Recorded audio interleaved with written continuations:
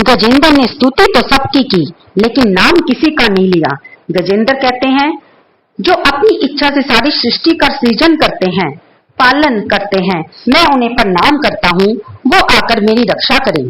जिनकी कृपा के बिना संसार का कोई भी कार्य सफल नहीं हो सकता, जिसकी इच्छा के बिना संसार की कोई प्रक्रिया पूर्ण नहीं हो सकती, मैं उन्हें प्रणाम करता हूँ। जो सगुण होने पर भी निर्गुण है, मैं उन्हें प्रणाम करता हूँ। वे आकर मुझे दर्शन दें और मेरी रक्षा करें।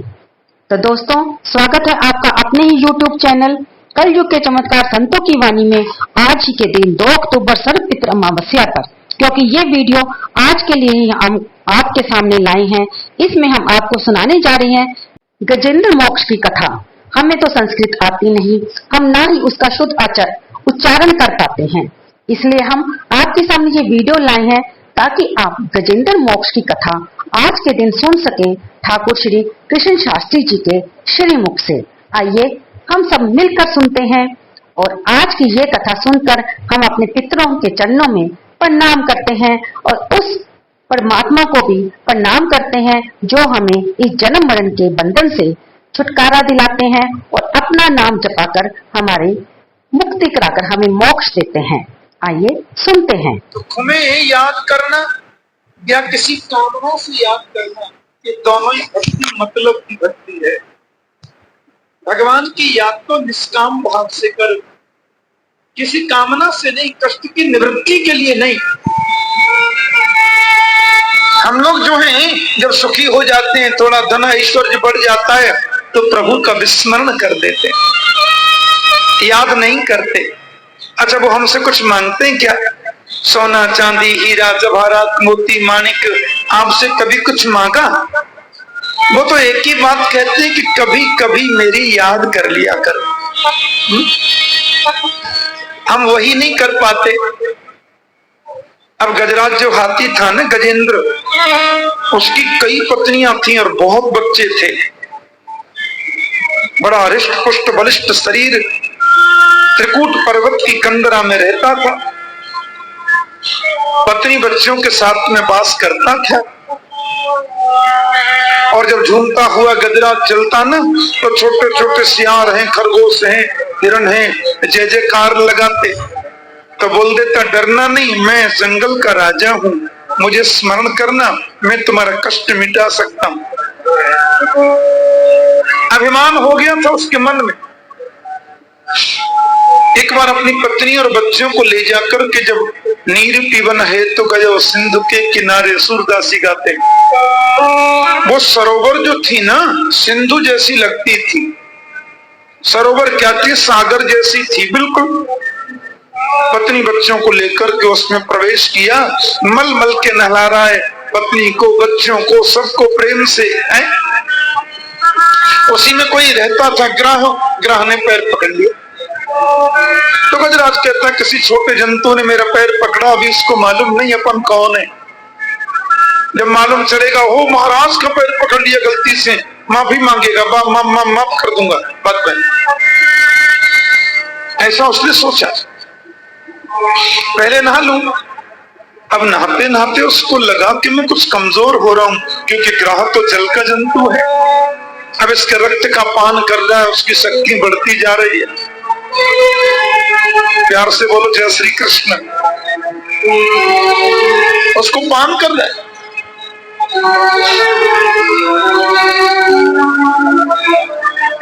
उसने अंदर नजर डाल के देखा तो बहुत बड़ा ग्राह। पत्नियों से बोला, किसी बड़े ग्राह ने पैर पकड़ लिया देवी मेरा।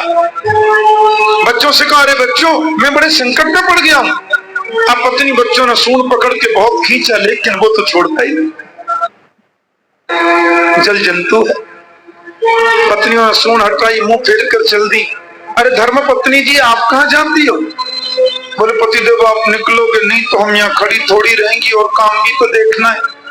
बच्चे बोले, बाबूजी अब आप तो निकलोगे ही नहीं, कितने दिन हो गए हम भूखे खड़े हैं यहाँ पे, तो क्या करें?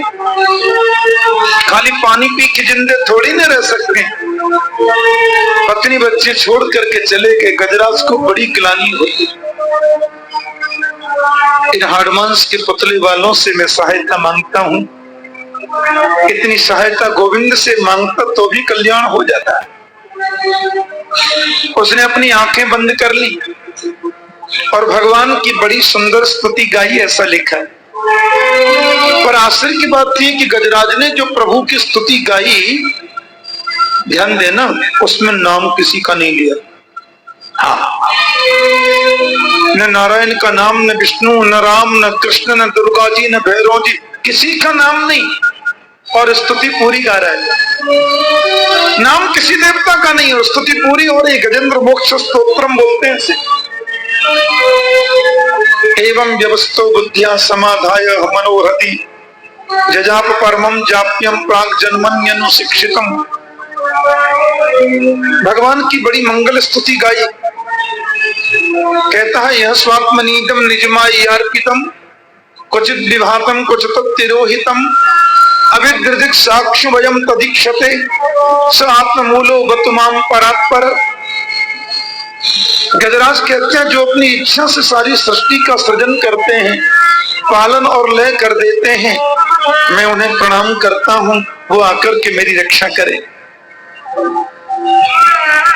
जिसकी कृपा के बिना संसार का कोई भी कार्य सुसंपन्न नहीं हो सकता, जिसकी इच्छा के बिना संसार की कोई प्रक्रिया पूर्ण नहीं हो सकती, मैं प्रणाम करता हूं, वो आकर के मुझे दर्शन दें। और फिर कहता है कि अरूपायोर रूपाय नमः आश्चर्य कर्मणे, जो निर्गुण होने पर सगुण भी है और सगुण होने पर निर्गुण भी है, मैं प्रणाम करता हूं, वो मेरी रक्षा करें। क्षेत्रज्ञाय नमस्तुभ्यम सर्वाध्यक्षाय साक्षिणे पुरुषायात्म मूलाय मूल प्रकृतये नमः। मैं उन क्षेत्रज्ञ को प्रणाम करता हूं। गीता में कृष्ण कहते हैं ना, क्षेत्रज्ञम चापि मां विद्धि सर्व क्षेत्रेषु भारत। मैं उस क्षेत्रज्ञ अविनाशी को प्रणाम करता हूं। तो क्षेत्र हो गया शरीर और क्षेत्रज्ञ हो गया मेरा गोविंद। अब आश्चर्य की बात तो यह है सज्जनों कि गजराज ने स्तुति तो सबकी गाई, लेकिन नाम किसी का नहीं लिया। देख लो, अब ये है ना विचित्र बात, किसी भी देवी देवता का नाम लिया नहीं। भगवान सुखदेव कहते हैं, आकाश में देवताओं की बड़ी भीड़ लगी है। हाँ, बड़ी भारी भीड़ लगी देवताओं की आकाश मंडल में। और ब्रह्मा जी सोचते हैं कि मेरा नाम लेकर के पुकारा नहीं तो मैं बचाने क्यों जाऊं। सुखदेव जी कहते हैं, ब्रह्मा देव विविध लिंग भिदाभिमाना, सब देवताओं के मन में अभिमान है, हमारा नाम नहीं लिया तो हम क्यों। ब्रह्मा बोले, पूरा नाम याद नहीं था तो चार मुंह वाला आके रक्षा कर दे, इतना बोलता मैं तो ही बचा देता। माता जी बोली, सचिया जोता वाली माता तेरी सदाई जय बोला ने, ऊंचे छत्र वाली कहानी, पहाड़ा वाली कहानी। भोलेनाथ ने कहा, पूरा नहीं था नाम याद तो इतना ही बोल देता, सिर्फ इतना कह देता।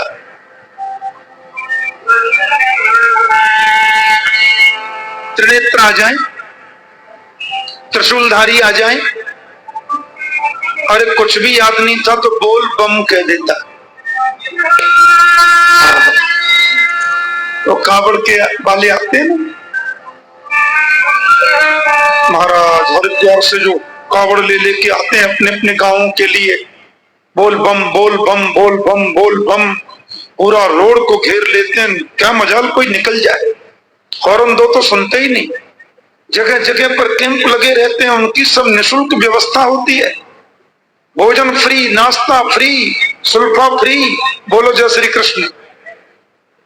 हाँ हाँ हाँ, बोल बम, इतना ही तो करना है। ऐसा श्रावण का महीना और ऐसी शिव चतुर्दशी रोज आवे तो ये अच्छा।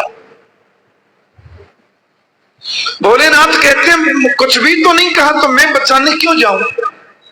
अरे ब्रह्मा देव विविध लिंग भिदाभिमाना, सबको अभिमान है, अपना नाम नहीं लिया। पर मालूम है मेरे गोविंद ने क्या सोचा, बोले भैया किसी का जो नाम नहीं वो अपना ही नाम है।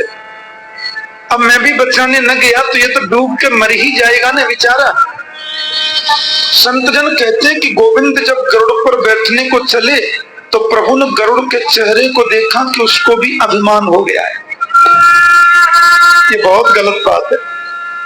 अब बेचारे जो गरुड़ जी है ना, उनको भी दम्भ आ गया, बोले मेरे भगवान का भी काम नहीं चलता, त्रिलोकीनाथ को लेकर के उड़ता हूँ, मुझ में शक्ति है तभी तो उड़ता हूँ। हाँ, अब देखो ना, कहीं भी जल्दी जाना होता है तो मेरे कंधे पे ही उठ के चलते हैं, हम में शक्ति है तभी। कन्हैया बोले हो गया काम। अरे गजराज को बाद में बचाएंगे, पहले इसको बचाएं। ये तो अभिमान रूपी ग्रह ने पकड़ लिया। कहते हैं उसकी पीठ पर प्रभु ने उंगली रख दी, बोले उड़ो। बोले पूरे बैठ जाओ ना, सब फिर उड़ जाऊंगा। बोले नहीं, आज तो तुम मेरी उंगली को ही उड़ा। अब पंख फड़फड़ाने लगे श्रीमान गरुड़ जी, लेकिन तिल भर भी प्रभु की उंगली को उठा न सके। गोविंद मुस्कुरा के बोले अभिमान करता है, मैं त्रिलोकीनाथ को लेके उड़ता हूँ। अरे क्या सामर्थ्य तुम्हारी जब तुम मुझे लेकर के उड़ो, मैं ही अपने दोनों चरणों में तुम्हें बांधकर तुम्हें ही लेके उड़ता हूं मैं। गरुड़ जी का अभिमान मिट गया। फिर गरुड़ जी बोले अब बैठ जाइए।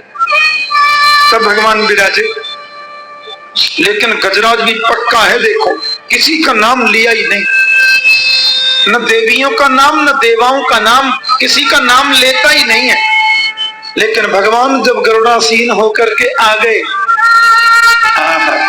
तो श्री सुखदेव स्वामी वर्णन करते हैं कि स्वंत सरसिरुबलेन गृहीतार्थ दृष्ट्वा गरुत्मति हरिं खौपात चक्रम् उत्क्षिप्य साम्बुजकरं गिरिमाह कृष्णान् नारायणाखिल गुरो भगवन् नमस्ते।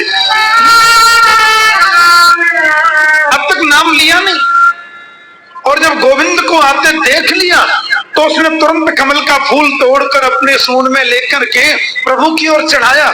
उत्क्षिप्य साम्बुजकरं गिरिमाह कृष्णान्, और तब बोला हे नारायण, हे अखिल गुरु, मैं आपको प्रणाम करता हूँ, नमस्कार करता हूँ। जब तक देखा नहीं तब तक नाम नहीं लिया, इतना पक्का भगत है। प्रभु ने ग्रह की सूंड, गजराज की सूंड पकड़ के खींचा तो ग्रह भी आगे आ गया, और अपने दिव्य सुदर्शन चक्र से प्रभु ने ग्राह के सिर को धड़ से अलग कर दिया, ऐसा लिखा। अब देखो यहाँ और चमत्कार हो गया जी। योसौ ग्राह सवै सद्य परमाश्चर्य रूप धृक पेन हुर गंधर्व सप्तम। ये ग्राह जो था ना, देवल मुनि के साप से एक हुहु नाम का गंधर्व ही ग्राह बन गया था। हाँ, मैं आपको थोड़ा सा इसकी भूमिका बता दूं। जैसे अपने नाटकों में एक दो आदमी हंसाने वाले होते हैं, उनका काम होता है हंसाना, है ना। रासलीला में मनुष्य धनुषा होते हैं, रामलीला में भी होते हैं, नाटकों में जोकर होते हैं, होते बड़े अच्छे हैं वो, पर वो बात ऐसी कहेंगे कि आपको हंसी आ जाए। ऐसे ही देवताओं की मंडली में दो गंधर्व हैं हंसाने वाले, और दोनों ही खास भाई हैं, विदूषक हैं। एक का नाम है हाहा और दूसरे का नाम है हु। बोलो जय श्री कृष्ण। हाहा और हु दो है। हाँ, अब देखो ये हु नाम का जो गंधर्व था, नदी के किनारे बैठा था। उस नदी में संत देवल मुनि नहाने आए। आपने देखा होगा जब संत लोग नदी स्नान करते हैं तो फिर कई लोग उसमें खड़े होके सूर्यार्घ देते हैं, माला जपते हैं। नदी में खड़े होकर जप करने से मंत्र सिद्ध हो जाता है, ऐसा बोलते हैं संत जन। तो देवल मुनि अपनी माला जप रहे थे। ओहु गंधर्व ने दूर से देखा, बोले दुनिया को तो हंसाता हूं, आज बाबा को ही हंसाना चाहिए, ऐसा डरा दूं कि बाबा भी याद करे। अब जोकर मतलब जोकर। तो उसने क्या किया, जल में डुबकी लगाई और नीचे नीचे आकर के बाबा का पैर पकड़ लिया। तो देवल मुनि की तो माला वाला सब छूट गई। बेचारे घबराए, कौन आया, उछल गए, महात्मा जी ध्यान भंग हो गया। बोले क्यों, शर्म नहीं आती, मैं माला जप रहा था, सब छुटा दिया तुमने हैं? छुप करके पैर पकड़ने का बड़ा शौक है तुम्हें, शाप देता हूं तो ग्राह हो जाए, ऐसी पकड़ता रहा सबको। अरे महाराज ये क्या कर दिया आपने, मैं तो गंधर्व हूं, विनोद करना तो मेरा स्वभाव है। मैं तो सबकी आलस्यता और सब लोगों की उदासी को मिटाता हूँ। देवल बोले गड़बड़ हो गई। अब भैया कहना था सो हमने तो कह दिया, पर एक काम करो, तुम बनोगे ग्राह, लेकिन गोविंद के सुदर्शन चक्र का स्पर्श होते ही तुम्हें उस शरीर से मुक्ति मिल जाएगी। तो सुखदेव स्वामी याद दिला रहे, यो सब ग्राह सबई सत्य परमाश्चर्य रूप धृक मुक्तो देवल सापे न उहर गंधर्व सप्तमा। देवल मुनि के शाप से आज ये मुक्त हो गया। और गजराज को भी देखो मुक्ति मिली। गजराज को ग्राह से मुक्ति मिली और ग्राह को ग्राह से मुक्ति मिली। बोलो जय श्री कृष्ण। भगवान के हाथ से बचना भी मुक्ति और उनके हाथ से मरना भी मुक्ति। एक संत कहते हैं, मुझे पूरी कविता याद नहीं, उसकी लास्ट लाइन का आधा मुझे याद है। उस आधी कविता में लिखा था कि तुमने क्या किया, गज को उबारा है कि ग्राह को उबारा है। पूरी कविता कहकर संत लास्ट में कहते हैं कि गज को उबारा है कि ग्राह को उबारा है। तुमने गजराज का उबार दिया कि ग्राह का कल्याण कर दिया? तुमने तो दोनों को ही कल्याण किया। अच्छी कथा परीक्षित तुमको मैंने क्यों सुनाई? परीक्षित बोले आप सुना रहे थे, मैं सुन रहा था। नहीं राजन, ये कथा मैंने इसलिए सुनाई कि अपबल तपबल और बाहुबल चौथो है बलदाम। सूर किशोर कृपा से सब विधि हरे को हरिनाम। सुनरी मैंने निर्वर के बलराम। कोई बल व्यक्ति का जब काम नहीं आता तो गोविंद को पुकारता है। यदि श्रद्धा से प्रभु के नाम का उच्चारण करे तो ये नौबत ही क्यों आए? अहरनिश प्रभु की याद करो, अहरनिश गोविंद का स्मरण करो, ये बड़ा आवश्यक है। चलते फिरते उठते बैठते खाते पीते हंसते नाचते गाते ये ध्यान रखना है कि प्रभु मेरे साथ है। रक्षस्यतीति विश्वासो गोत्रित्व वर्णम तथा। हमारे गौड़ीय संप्रदाय में बड़े अद्भुत अद्भुत ग्रंथ हैं। उसमें क्रम संदर्भ सर संदर्भ ऐसी अद्भुत भक्ति की व्याख्याएं की गई हैं। मेरे पूज्य सद्गुरुदेव थे ना स्वामी श्री रामानुजाचार्य प्रभु, बड़े अद्भुत विद्वान थे, बड़े सरल व्यक्तित्व के धनी थे। वे कहते थे कि मैंने समस्त संप्रदायों के ग्रंथों को देखा है, पर विशिष्ट भक्ति का प्रतिपादन करने वाले दो ही संप्रदायों में ग्रंथ मुझे मिले, रामानु संप्रदाय या माध्य गौड़ेश्वर गौड़ी संप्रदाय में। ऐसी सुंदर व्याख्या है भक्ति की। तो सत्संदर्भ में बड़ा अच्छा अद्भुत व्याख्यान मिलता है। परमात्मा हमारे साथ में है और अहर्निश वो मेरी रक्षा करेंगे, ऐसा विश्वास मन में सजाओ, ऐसे विश्वास को मन में लगाओ, नितांत जरूरी है। अपने रहने का मकान जब घर में बनवाए ना, तो सबसे सुंदर जो जगह है उसमें मंदिर बनवाओ। मंदिर तो घर में होना ही चाहिए। बिना मंदिर के घर तो स्मशान तुल्य माना गया है। और दूसरी बात, अपने घर में जो हम प्रतिमा रखते हैं ना, तो शास्त्र सम्मत ये अभिमत है कि वो प्रतिमा देव मूर्ति घर में जो पूजा में रखी जाती है वो 10-12 अंगुल से बड़ी नहीं होनी चाहिए। अत्यतिष्ठत दशांगुलम, 10-12 अंगुल से बड़ी प्रतिमा मूर्ति रखना निषेध है। अच्छा, बिना प्राण प्रतिष्ठा किए स्टेचू तो कितना भी बड़ा रख लो, कोई फर्क नहीं पड़ता।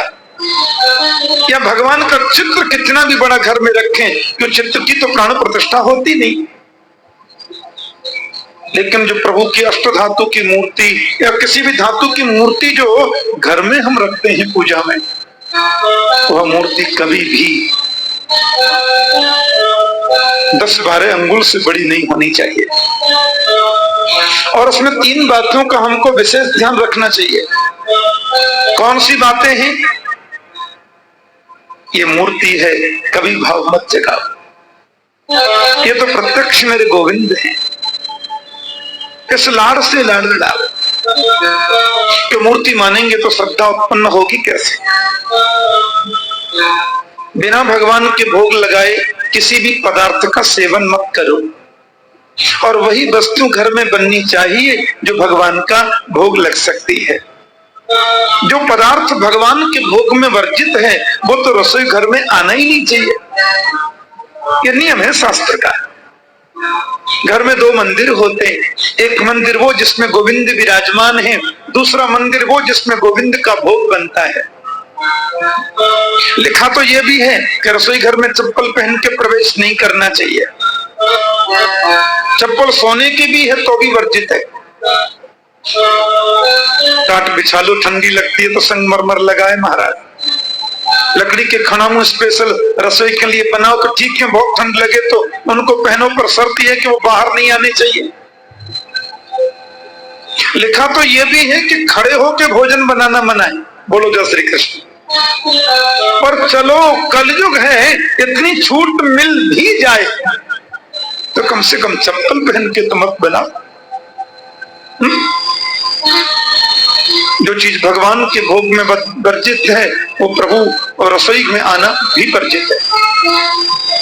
तामसी पदार्थ भगवान के भोग में वर्जित है, वो रसोई में नहीं आना चाहिए। मैं उड़ीसा में कथा कह रहा था, एक कॉलेज के ग्राउंड में बहुत बाल गोपाल आए और बोले ठाकुर जी आपसे हमको दीक्षा लेनी है।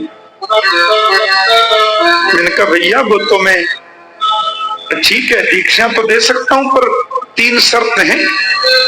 बोले कौन कौन सी? बोले पहली शर्त तो ये है कि तुम्हें चोटी रखनी पड़ेगी, क्योंकि हिंदुत्व की पहचान है चोटी रखना। चोटी तो जरूरी है। माना था जब लोग कहते थे दीवार में जिंदे चिन करके मर जाना मंजूर पर चोटी नहीं कटाएंगे। अभी भले आदमी अपने आप काट लेते हैं। असर की बात यह कि भाइयों की चोटी तो गायब हो ही गई, अब तो बहनों की चोटी भी छोटी हो गई। ये अच्छी बात नहीं है, ये अच्छा संकेत नहीं है। का तो सर्वोत्तम श्रृंगाराभूषण ही देश है। बहनों की चोटी गायब, बहनों की चोटी छोटी, अच्छी बात नहीं है। मैंने कहा चोटी रखनी पड़ेगी। मैंने कहा भैया उड़ीसा में रहते हो, भगवान भरोसे चलता है, तुम्हें गीता हाथ में रख के प्रतिज्ञा करनी पड़ेगी कि जीवन में शराब और मांस का सेवन नहीं करोगे। और तीसरी बात मैंने कहा तुम पैंट पहनो चाहे पतलून पहनो, मुझे कोई आपत्ति नहीं, पर जिस समय प्रातः मंत्र जाप करोगे, पूजा करोगे तो धोती पहन के ही करनी पड़ेगी। ये 3 बातें मानते हो तो कल आना दीक्षा मिल जाएगी। बंगाल की एक बात मुझे बहुत भाती है। आप कितने ऊंचे बैरिस्टर सही, कितने ऊंचे मंत्री संतरी फंतरी खंतरी कुछ भी सही, आप कितने ऊंचे पद पर सही, लेकिन शादी जब आप करेंगे तो धोती पहननी ही पड़ेगी। बंगाल में बिना धोती पहने वर शादी नहीं कर सकता। मंदिर में आप अंदर जाओगे तो धोती पहननी पड़ेगी, और कितने ऊंचे बैरिस्टर सही, लेकिन शादी में जब दुल्हा बनोगे तो बिना धोती के नहीं जा सकते। ये कितनी अच्छी बात है। देवो भूत्वा देवम यजेत, देवता बनकर के देव का यजन करो। जो भी धार्मिक कृत्य हैं धोती पहनकर करोगे तो उनका फल 100% मिलेगा, जरूरी होता है। तो रसोई में वही पदार्थ बनाने हैं जो प्रभु के भोग के लिए कहे गए हैं। और तीसरी बात यह है कि भगवान को जो वस्तु हमने समर्पित कर दी, जो भी चढ़ाया, प्रभु के चरण में हमने फूल चढ़ाए, माला चढ़ाई, तुलसी चढ़ाई, उसको भूलकर भी पैरों में नहीं गिरना चाहिए। हाँ, मेरे गुरुदेव कहा करते थे कि ये नियम वृंदावन में नहीं लगता। तीसरे नंबर वाला, दिल्ली में आपने मंदिर में भगवान को माला चढ़ाई और माला पुजारी जी ने आपको वापस कर दी और आपने फिर वो माला कहीं रोड पर या नाली में डाल दी, तो ये भगवान की सेवा का बहुत बड़ा अपराध है और ये सेवा अपराध नहीं करना। लेकिन ब्रज में यदि ऐसा हो जाए तो यहाँ दोष इसलिए नहीं है कि यहाँ तो रज के कण-कण में गोविंद वास करता है, ऐसा गुरुदेव कहते थे। वृंदावन में हम चल रहे हैं, फूल बरसा दिए, प्रभु की माला मिली थी, कदाचित वो गिर जाए भूमि पर, तो इस भूमि पर उसका दोष नहीं है, क्योंकि तो भूमि गोविंदमयी है। प्यार से बोलो जय श्री कृष्ण। ये भूमि कृष्णमय है। यदा दुर्वासस सापात सेन्द्रा लोकास्त्रयो नप निस्त्रीकांश्च भवस्तत्र नेसुरिज्यादय क्रिया। एक बार दुर्वासा जी पधारे थे वैकुंठ में, तो गोविंद ने अपने गले की प्रसादी माला संत दुर्वासा को पहना दी। अब दुर्वासा जी ने वो माला पहनी, बड़े खुश हुए, बड़े फूले न समाये महाराज, भगवान की माला, प्रभु की प्रसादी माला मुझे पहना दी है। दुर्वासा जी वो माला पहन करके स्वर्ग पधारे। देवराज इंद्र ने वो माला अपने गले में धारण कर ली, गुरुजी ने दी है। और वही माला इंद्र ने अपने हाथी को पहना दी, हाथी ने माला तोड़ के पैरों में डाल दी। मालूम है क्या हुआ? दुर्वासा ने श्राप दे दिया, यदा दुर्वासस सापात।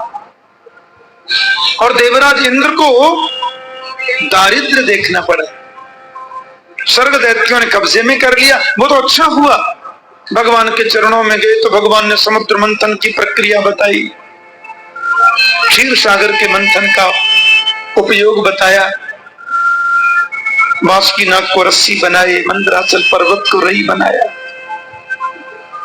मंथन कर रहे हैं। दसने लगे अंदर तो भगवान कच्छप बनकर पधारे नीचे, कमथ रूप लेकर अपने पृष्ठभाग पर धारण किया, ऊपर से भी रोका, देवता और दैत्यों में प्रवेश किया। अरे निकलना था, उसमें से अमृत लोधी विष निकल गया। कालकूटाद उपस्थितम, कालकूट भयंकर विष निकल पड़ा, और 2 4 10 5 तोले नहीं, 10 20 50 हजार करोड़ से भी ज्यादा, करोड़ टन से ज्यादा। जैसे भारत में ब्रह्म नदी है ना, उसमें जो आता है ना भयंकर बाढ़, हजारों हेक्टेयर जमीन को प्रतिवर्ष वो बर्बाद कर देती नदी, ऐसे ही समुद्र में से विष की बाढ़ निकल पड़ी। रोते रोते देवता प्रभु के पास में गए। हमारे ब्रज के संत तो बड़ा सुंदर चुटकी लेते हैं, पर देवताओं ने जब भगवान से प्रार्थना की, भगवान बोले देखो भाई, ये जहर बहर पीना तो मेरे बस की बात है नहीं, अपन को तो माखन मिश्री खाना आता है। बोले महाराज, त्रैलोक्य दहनात् विषात्, ये त्रिलोकी को नष्ट करने वाला विष है, इससे कैसे रक्षा हो? तो प्रभु ने कहा शंकर जी के पास चले जाओ और सुनो, मेरा नाम नहीं लेना। बोलो जय श्री कृष्ण। ऐसा संत विनोद करते। शिव जी से प्रार्थना की तो शिव जी के बगल में माता जी बैठी है। जब स्तुति सुनी तो शंकर जी भी मुस्कुराए और पार्वती जी से बोले अहो बत भवानी ये तत् प्रजानाम पश्य वै शशम क्षीरोद मथनोद भूता कालकूटाद उपस्थितम। ये तो कालकूट विश्व उपस्थित हो गया है, क्या करें? जानती हो देवता सब स्तुति कर रहे हैं, मेरा वंदन कर रहे हैं, क्यों? क्योंकि सब मुझे विनम्रता पूर्वक जहर देना चाहते हैं, लेकिन आपकी अनुमति के बिना मैं तो विष पीने वाला हूं नहीं। तो माता पार्वती ने क्या जवाब दिया मालूम है? प्रभु, आपके विष पान करने से त्रिलोकी के लोगों का संकट निवृत्त हो सकता है, तो मैं आपको विष पान करने की अनुमति देती हूं। लेकिन वहां सुखदेव स्वामी ने तुरंत सुधार कर दिया।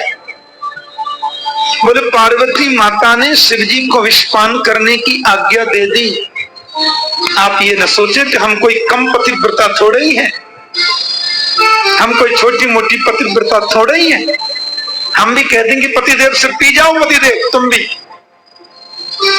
ये पतिदेव तो राम नाम सत्य 1.5 मिनट में हो जाएंगे। इसलिए वहां सुखदेव ने सुधार किया, ध्यान से सुनना।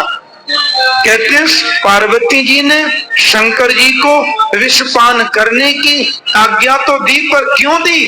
क्योंकि प्रभाव ज्ञान मोदत, माता पार्वती शंकर के प्रभाव को जानती थी, इसलिए उन्होंने उनको अनुमोदन कर दिया विषपान का। प्रभाव न जानती तो क्यों कहती?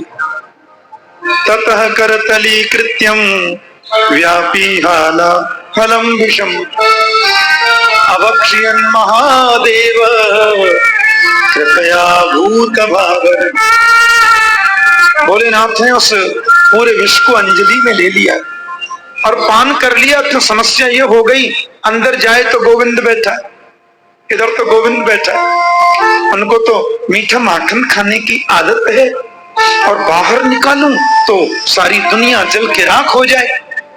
इसलिए भोलेनाथ ने उस विष को कंठ में धारण करके रखा, तो नीलकंठ हो गए, सब लोग जानते हैं। तो दोस्तों, हमने ठाकुर श्री कृष्ण शास्त्री जी के श्री मुख से आज सर्वपितृ अमावस्या पर 2 कथाएं सुनी। एक तो गजेंद्र मोक्ष की, कि किस प्रकार उसने जब नाम भी नहीं लिया किसी देवी देवता का, तब भी भगवान गोविंद ने कहा कि ये तो मुझे ही पुकार रहा है, और प्रभु ने उससे भी पहले ग्रह का उद्धार किया, उसके बाद हाथी यानी कि गजेंद्र का उद्धार किया। उसके बाद हमने सुना कि किस प्रकार क्यों मां पार्वती ने महादेव को इस जहर को पीने के अनुमोदन किया था, यानी कि उनकी प्रार्थना को स्वीकार किया था, क्योंकि वे जानती थी कि प्रभु महादेव ही ऐसे हैं जो इस जहर को अपने में समा सकते हैं। हृदय में चाहे वो राम नाम बैठा है, लेकिन वे इसमें सक्षम है। अगर जहर बाहर आ जाएगा तो इससे सारी सृष्टि का नाश ही होगा। तो ये उम्मीद करती हूँ आपको ये वीडियो पसंद आई होंगी। कृपया इसे लाइक करें, शेयर करें और कमेंट बॉक्स में जय विष्णु हरि लिखना बिल्कुल ना भूलें। धन्यवाद दोस्तों। आने वाले नवरात्रों की, क्योंकि हम सब कल खेतरी बीजने जा रहे हैं, माता की अखंड ज्योत जगाने जा रहे हैं। आप सबको शुभकामनाएं। माता रानी हम सबके पितरों को प्रसन्न रूप से यहाँ से धरती लोक से इन्हें वापस अपने पितर लोक भेजे। ये हमारी माता रानी से प्रार्थना है, और हम सब पर अपने पितरों की कृपा बनी रहे। हम अपने सभी पितरों को, आपके, हमारे, अपने सबको आज प्रणाम करते हैं और उनसे प्रार्थना करते हैं कि वे हमारे घर में अपने घरों को सुखी होने का, प्रसन्न रहने का आशीर्वाद देकर जाएं। चलते हैं दोस्तों। वीडियो देखने का, सुनने का बहुत बहुत धन्यवाद।